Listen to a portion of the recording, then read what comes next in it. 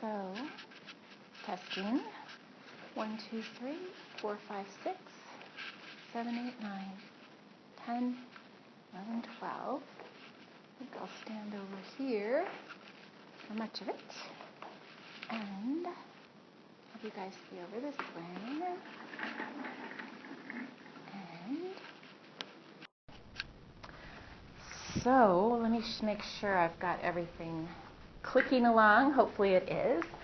So as I was just mentioning, Adaptive Schools is kind of a sister body of work, I would call it, to cognitive coaching, where you came for cognitive coaching for 8 days, 8 glorious, wonderful days. Adaptive Schools is actually a 4-day training, and usually it's attended by teams. So in the way that in cognitive coaching, you were learning to develop your identity and capacity as mediators of thinking in one-on-one, Adaptive Schools is more about supporting groups. How do really effective groups function? And what are some of the tools and strategies to develop a collaborative culture and to become people who know how to inquire together and how to collaborate together. So in a nutshell, that's what Adaptive Schools is. So obviously, we're not going to be here for 4 days. We're going to be here for a little over an hour and get a little bit of a snippet of what Adaptive Schools is.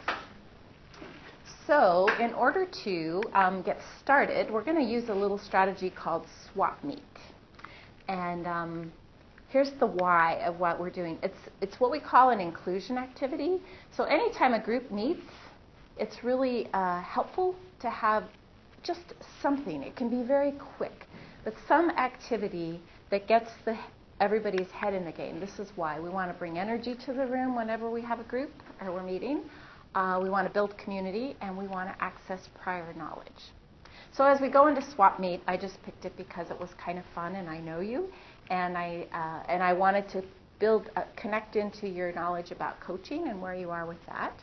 So this is just going to be a short little activity, and then the idea is going to be when you have meetings, thinking about, and it doesn't always have to be the person running the meeting, everybody in the group can take turns thinking about what would be something fun to start the meeting to get our heads in the game.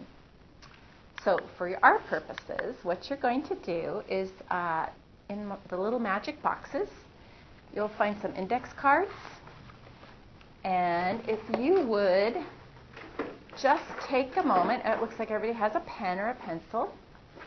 And you don't have to write an essay, just a sentence or two, because you'll be sharing it with someone in a little bit. Think about this question. As you've been developing your identity as a cognitive coach, which of your skills has seemed most useful to you?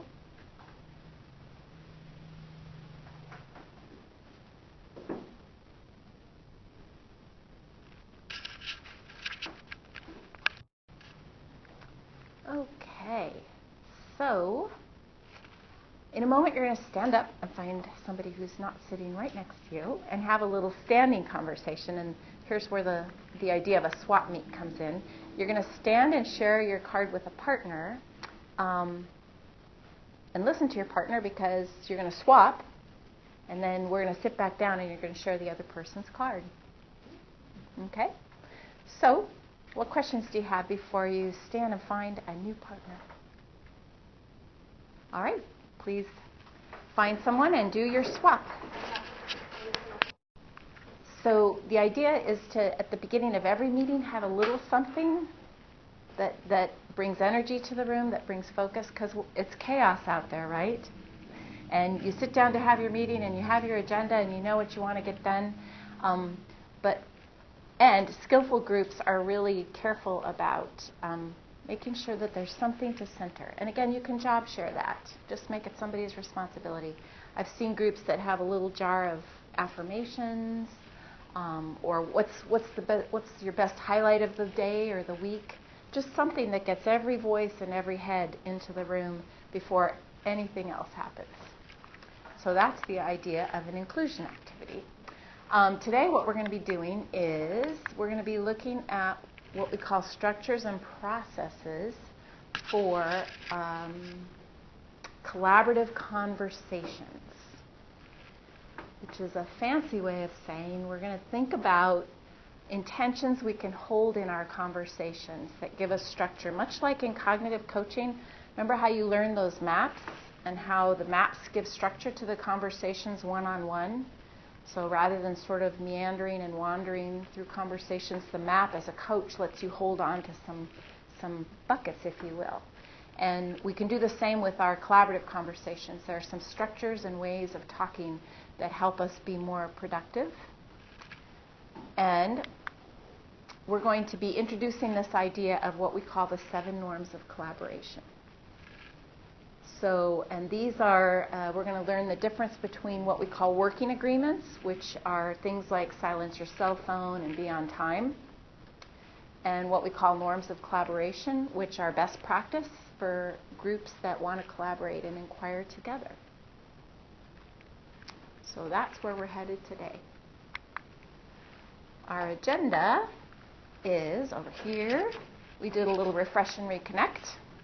We're going to spend some time on 2 ways of talking, and then we'll be looking at the distinction between working agreements and norms of collaboration. So, I have my handouts. Hold on. Yes, that was a good lineup. So it's thinking about how to group people, fancy shoes, hair color of clothes, yeah. We'll always do the birthday lineup. Yeah. So we're going to be looking here at what we call 2 ways of talking. So obviously conversation, we have a lot of conversations at work. That's what we do, right? We're humans. We talk. And in any conversation, there comes what we call a choice point, a deliberation. There becomes a moment when you're in conversation where you can decide one of 2 directions as a group. There can be this decision to go to what we call dialogue. And the purpose and outcome of dialogue is to seek understanding, some shared understanding. It's the ability to see multiple perspectives. And so we're going to be separating that from another intention we can hold for talking, which is discussion. And with discussion, the intention is to come up with some decisions.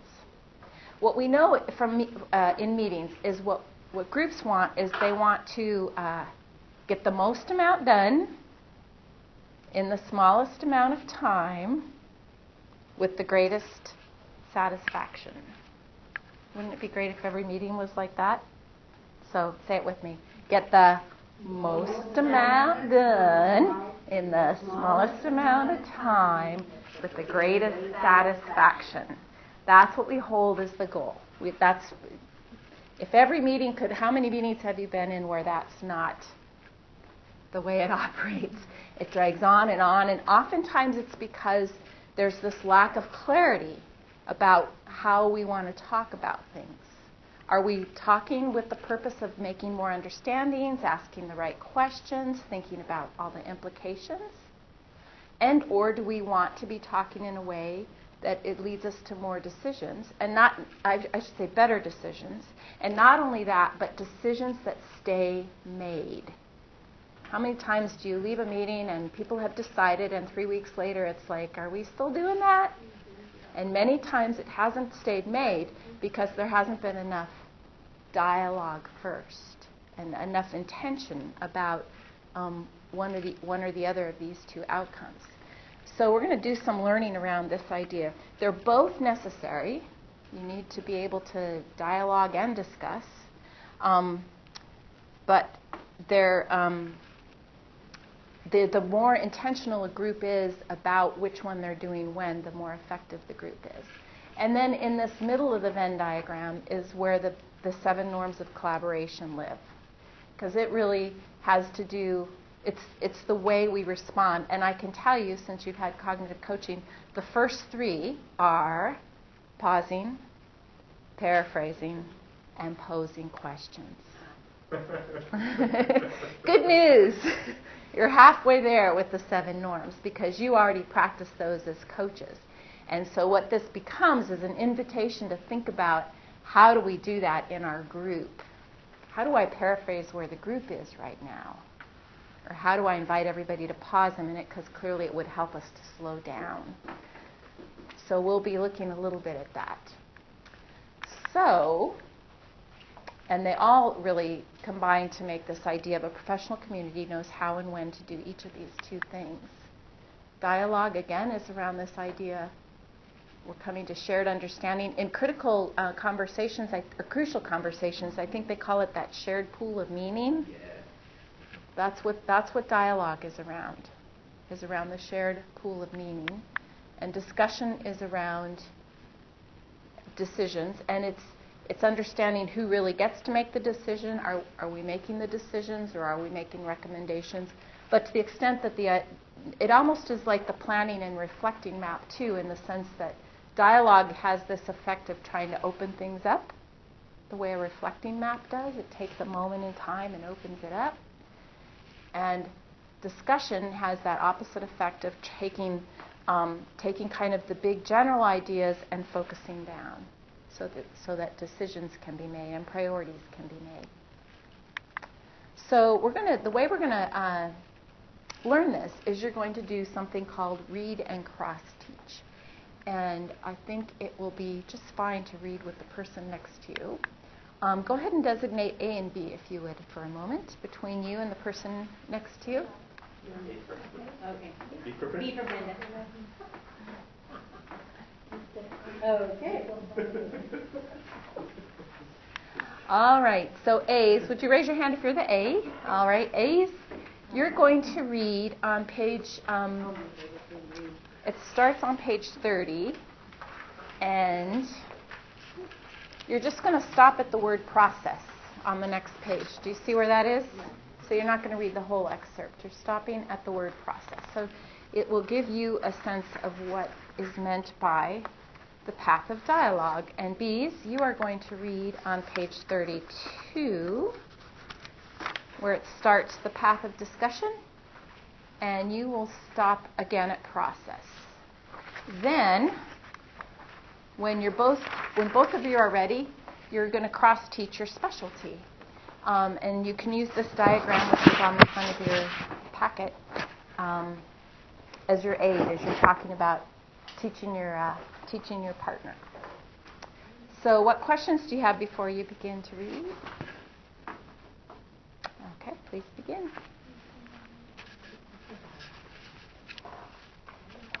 A little bit of debriefing around these 2 ways of talking. So what were some of the things that you came to understand, either as the teacher or the student in your cross-teach? What'd you come to understand? I understood that listening is just as important as talking on both of them. Uh-huh. And the level of conversations, what your outcomes are going to get. Who's going to be the dominating factor. Mm-hmm. So yeah, we tend to be so busy. It's like when we're with coaching, that ability to listen deeply rather than having the next thing either coming out of our mouth or being constructed in our head ready to come out of our mouth. But that notion of listening is key. Other connections or ahas?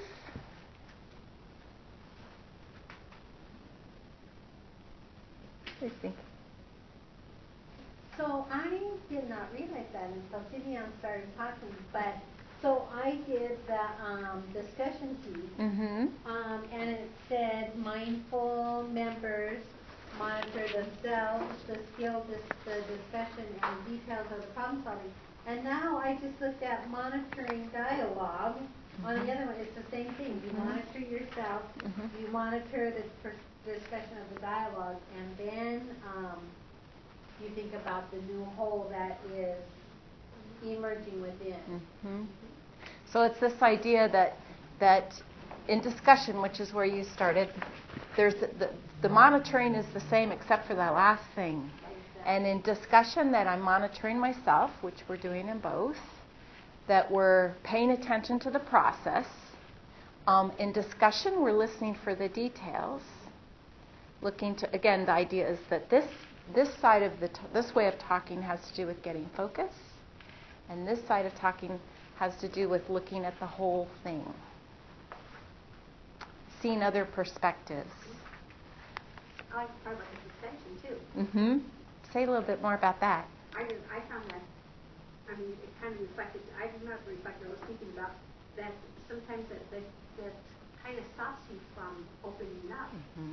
Because you're getting these assumptions and these perceptions, and you're really not listening to what could have other possibilities. Right. And we're going to talk a little bit more about suspension because it is such a crucial, actually, I think it might be the next thing that happens, this idea of suspending, because it is easier said than done, isn't it? Yes. And especially if something hits us in the gut that we don't like, we tend to shut down. So we want to be really careful that we think about, and we're going to, again, go into a little bit more, because this is all easier said than done, right? It's especially when we care about things, when we have certain positions or certain outcomes that we're interested in. If we've jumped to solutions, it's really hard to pull ourselves back. And skillful groups, though, anybody in the group can be listening at any moment and can, in a skillful group, any group member can say, you know, I wonder if we're moving too quickly to making a decision and maybe we want to really think about some more understanding. Or a skillful group member might say, you know, I'm really starting to hear some consensus here. I'm hearing some details and some focus. Might we want to move to this way of talking?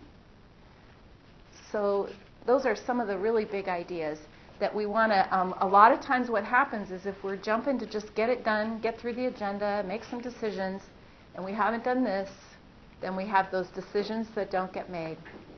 Or decisions get made, but they're sloppy and not easy to do. Do we have time to talk about what that looks like? What suspending judgment looks like, or no? And Actually, I can hold it if you need. Actually, we're gonna. I think that's what comes right next. So, here's a little test for you, Brenda, on suspending. Here's a little. This is what suspension is. So, suspending the beliefs you hold. Actually, hold on to the beliefs. If you were the teacher and you had given the spelling test, what grade would you give the student? You're such an easy grader, Sivian. Yeah. So traditionally, okay. Are they English words? They are, the instruction the teacher gave to the students was to put the words in alphabetical order. According to what? First letter, last letter, middle letter? What did the student do? Every word is in alphabetical order. So this is the word same. Same. Right. Sure. So this is what we mean about suspending, that when we see this, if we were the teacher and we had given the spelling test and we saw this, we immediately have a judgment that they don't know how to spell. But sometimes the reasoning is underneath. So you can think of it like a suspension bridge. You know, I was thinking about it today and how a suspension bridge like the Golden Gate, it's above the water. It's the idea that you have to set aside your own. It's what we do in coaching too. Set aside our own judgments and understand from other perspectives. It's that state of mind of flexibility that you want to understand it before you start making a lot of judgments about it. So in order to really suspend, we have to pay close attention to ourselves internally. With decision, there's because we talked about these are the two sort of internal processes. Let me go back just a moment. So in order to be, these are the two things you read about that help us metacognitively, that we pay attention to. When we're in dialogue, we pay attention to that idea of suspending our beliefs, suspending our judgments, and for the purpose of more understanding, group understanding. In discussion, we talk about the balcony view, which those of you that read about discussion did some reading about this idea. And it's this idea of seeing things without our ego in it. So the balcony view is, and you think about going to a play or anything that lets you look from above. It's like you get to be a fly on the wall. And when you're in discussion and looking to have more focus, it can really be helpful to have that perspective so that you're not bringing your own advocacy and your own opinions so strongly to the table. Because what you want is a group that inquires and asks the right questions, even in decision-making mode. So egocentric position is first position, because the word ego comes from the word I, and that's when I can see it from my point of view, which is kind of our default state, isn't it? Mm-hmm. Yeah. Allocentric, allo is from the word other, and it is what we call second position, and that's when I can see with another perspective. So kind of that empathetic way of seeing another person's perspective at the table. And it's great to have both of those skills, but what we want to really have is this what we call macrocentric view, which is way up from the balcony. So I can see the discussion going on, and rather than advocating for my position, I can say things like, might it be helpful to consider it from this point of view? Or what might be some of the implications if we tried it this way? So rather than saying, I think we should do it this way. How many times does that come out of our mouths? I think we should. And that's an egocentric point. I think we should. A more macrocentric way to get the same idea out, but in a more inviting and safe way, is to say something like, what might happen if we tried? Or if we tried it for a few weeks? So that's the idea of those 3 points of view. That you can really be almost like I don't like flies, so I hate to say fly on the wall, but you can zoom above. So take a moment, thinking again about this chart and this idea that in dialogue we're suspending our judgments and beliefs, and in discussion we're taking a balcony view of the discussion, and talk about. If you talk with your partner, as you think about those 3 perspectives of ego and allo and macrocentric, what's most important to me? So talk with your partner about that.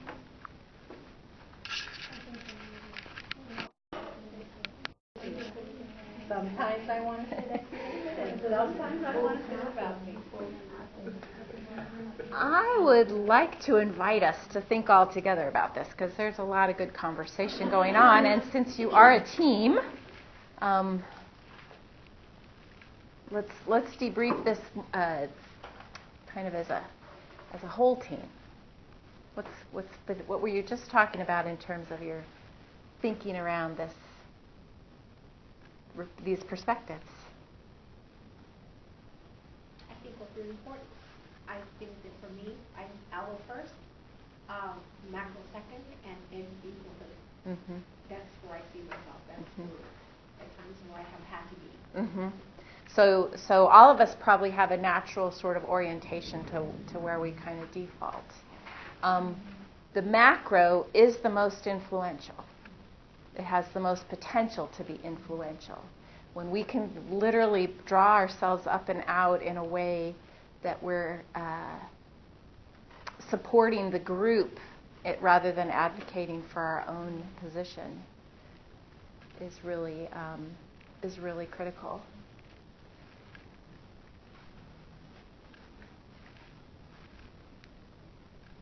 that's interesting because I go first to me.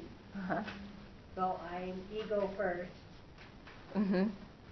I can try to walk in someone else's shoes, but I'm not good at Uh-huh. sitting in the balcony. Mhm. I haven't even ever thought about sitting in the balcony. Mm-hmm. So it's a new invitation, isn't it? Yeah. With the whole balcony analogy, I always say that it's the macro would be the us. It's both of us, right? I don't know. That's where my brain is Uh-huh. at for some reason, but I can't. Yeah, I think the macro is not even us. A macro is almost like if I were as a Martian from outer space who came to watch The bird's eye view. the bird's eye view. So, because the us is very allo. Even though the diagram just went from me to one other person, say, it's really me with the people. So allocentric right now would be all of you kind of paying attention to one another. The balcony view, macrocentric, is that, like, I can look at this group almost as if I'm not in it, even though you can never not be in it. But it's that next level of metacognition, and it goes back to that the chart, this idea that we're paying attention to ourselves. We have to monitor ourselves, and especially when we get really excited in a good way, or even excited in a challenging way. If our emotions are high, we learned this in coaching too. When emotions are high, the thinking gets a little suppressed. So, and that's why, much like coaching, a great time and place to practice is with the easy stuff. So don't wait for the hardest topic to come up on an agenda item to try to be a balcony view. Try to do balcony view when you're deciding what to serve at the parents' open house next week. Does that make sense? No. What are you thinking? No? I mean, if you want to know what you're Yes, I do want to know. No, and I think because it's like I'm trying to remove myself a little bit so I can look from the top down. Mm-hmm. It's almost impossible to remove yourself. I think that Right. the way you're Right. thinking about it, it's the way why it's the reason why it's kind of like contradicting. But you do that macro, like when we're talking about providers and you think and you share with them, how do you think about how they would feel? How do you think about what's the best interest for them? You're removing yourself. What are your needs in this situation? You're going to be exhausted by the end of the night. If you're removing us, if we're going to be tired, but you're thinking about the outcome of that, presentation, or you're thinking about the holistic view of things, of how this is going to, even if it's going to be difficult, it's going to be for the good of all. I don't know. Right.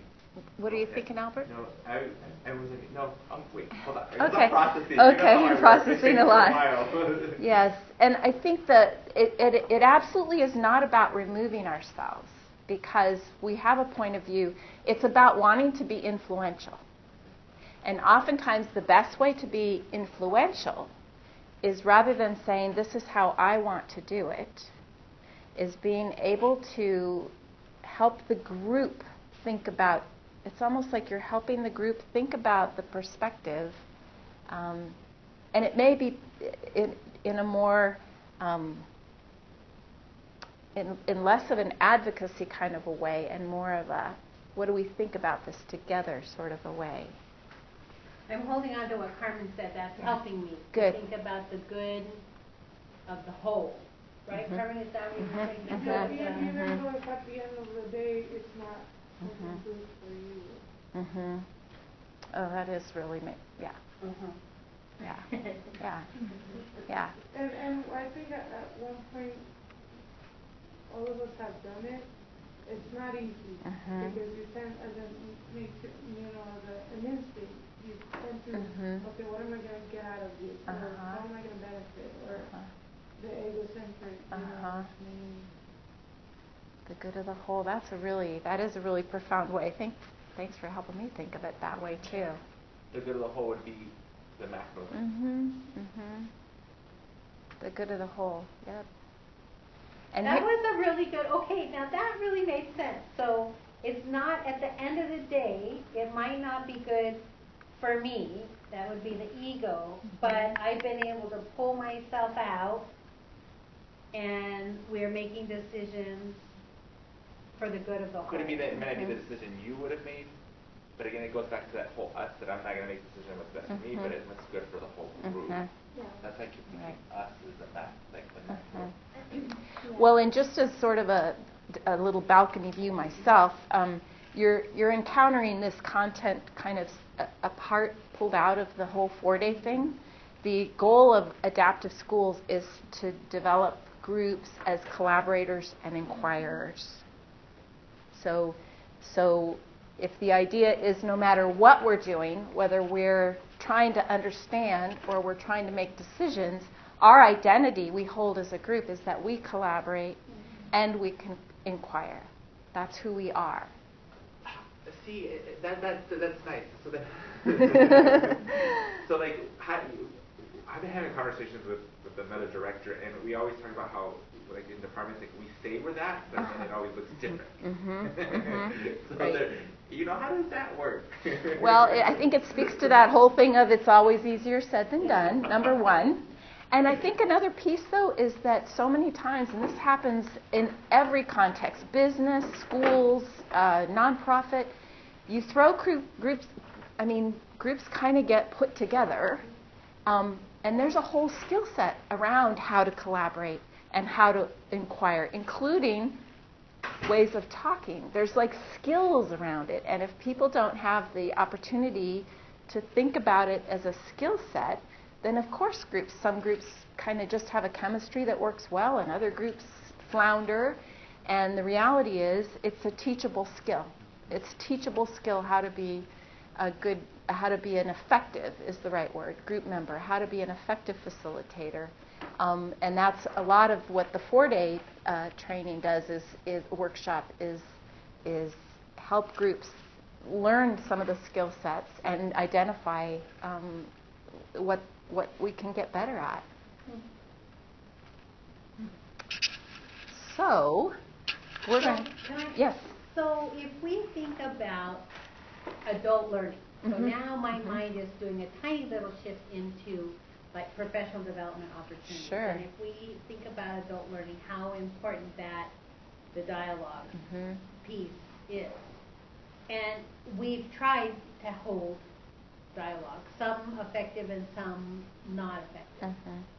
But this skill set might help us be more fluent with facilitating a dialogue that could be piece of a professional development opportunity.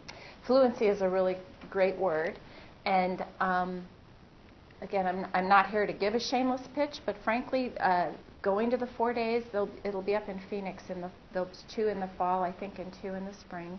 Because what happens in the 4 days is, I haven't done it in this context, but basically the trainer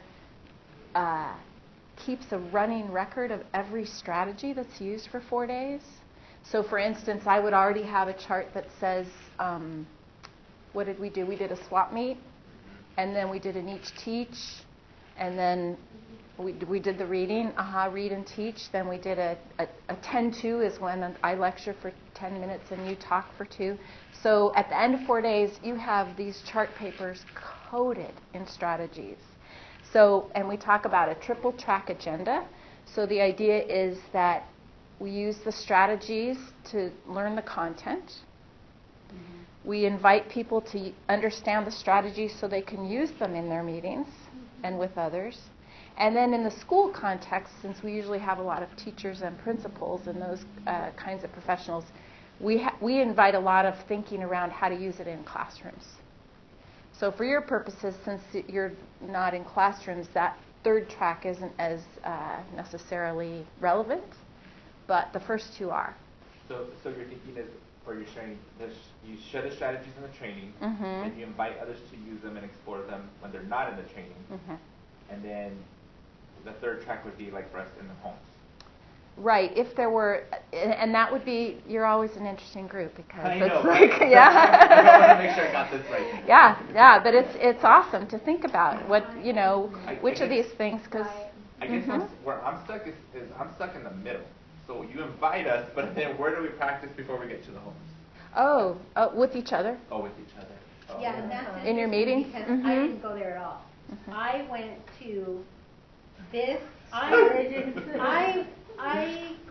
guess I could be in a dialogue when I'm in a home, but there's only two of us. Right. It's not, I'm thinking more like professional, like Yeah, PDs PD, and the third Wednesday. when we have Absolutely. everybody together Yeah. where you can really get into a Yeah. dialogue and then a discussion. Yeah. That's where you would have the greatest application, in my opinion, just knowing kind of who you work with. What I was Carmen? thinking about is during a conversation, is it both of them combined? Is it a dialogue and a discussion? Or could it be a meeting where we only do dialogue and then another meeting where we are doing only discussion? Do they work combined? Are there, or? Well, that's such a great point to bring up. So a couple of things are coming to mind. First of all, it's that idea that there's a choice point.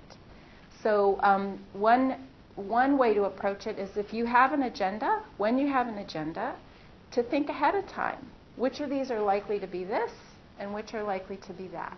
Because the group is supported when everybody's clear on which one we're doing at any given moment. So it can be determined a bit ahead of time, but you always want a flexibility, and you always want to be able to understand, we thought we were ready to make a decision on this, and we're really kind of not.